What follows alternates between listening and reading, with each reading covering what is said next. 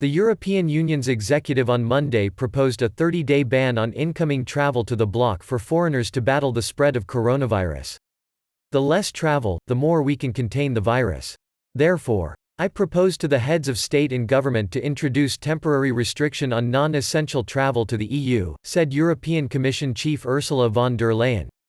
These travel restrictions should be in place for an initial period of 30 days, but can be prolonged as necessary. She said exemptions would include long-term EU residents, family members of EU nationals, diplomats, doctors and researchers working on containing the health crisis.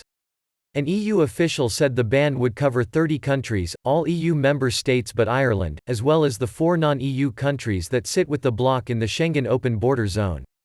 Ireland and the UK are encouraged to align, the official said. Ireland is not a member of Schengen and Britain left the EU in January. EU leaders will discuss the proposal on a video conference on Tuesday. So far the EU has found it hard to come up with a coherent answer to the health emergency, and some countries have imposed unilateral border controls.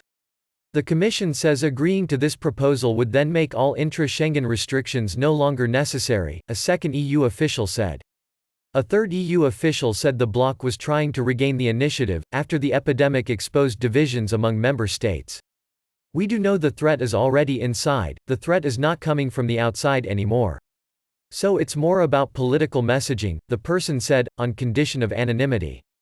Earlier in the day, the Commission warned EU countries not to impair food and medicine supply lines as they impose border restrictions in the drive to curb the spread of virus.